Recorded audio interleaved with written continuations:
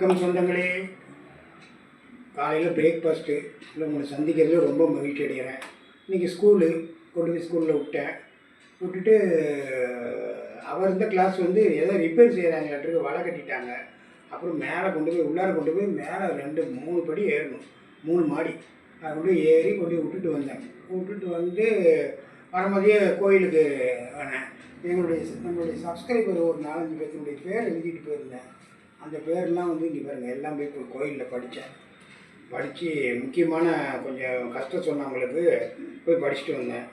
படிச்சுட்டு அப்புறம் கோயிலில் ஒரு நேரம் உட்காந்து சாமியை கும்பிட்டுட்டு பிரசாதம் கொடுத்தாங்க. அதை வாங்கிட்டு வந்து அம்மாட்ட கொடுத்தேன். என்னம்மா செஞ்சு வச்சுருக்கிற சாப்பிடுன்னு கேட்டேன். இந்த அடிச்சு பாருங்க, உப்புமா. நான் ஏதோ இட்லி தான் சுட்டு வச்சுருப்பேன்னு நினச்சேன். உப்புமா அருமையாக நல்லா செஞ்சுருக்கிறேன். பார்த்ததுமே கண்டுபிடிச்சிருவேன்.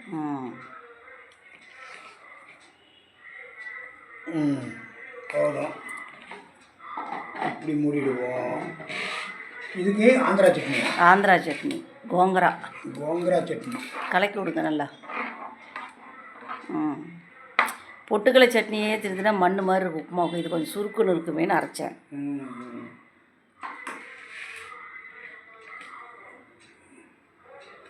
சூடாக இருக்குது. உங்களுக்கு யாராருக்கு உப்புமா பிடிக்கும் அப்படிங்கிறத கமெண்ட்டில் சொல்லுங்கள். எப்பா சூடாக இருக்குது.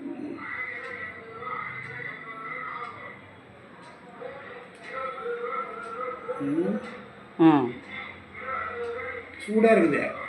சூடாக சாப்பிடுங்க. சுட சாப்பிட்டா தான் சுவையாக இருக்கும். நம்மளுக்கு வாய் தாங்குற அளவுக்கு இருக்குல்ல. ஆஹா, அற்புதமான டேஸ்ட்டு.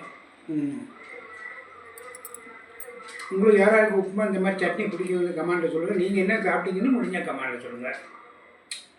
கொஞ்சம் சப்ஸ்கிரைப் பண்ணுங்கள். சரியாகவே இந்த நேற்றுலாம் நல்லா இதெல்லாம் போட்டோம், ஒன்றுமே சரியாகவே போகல. இதை பார்த்து ஆதரவு கொடுங்க. மத்தியானம் 11 மணிக்கு உங்களை தினம் ஒரு தகவலில் சந்திக்கிறேன். பாய்.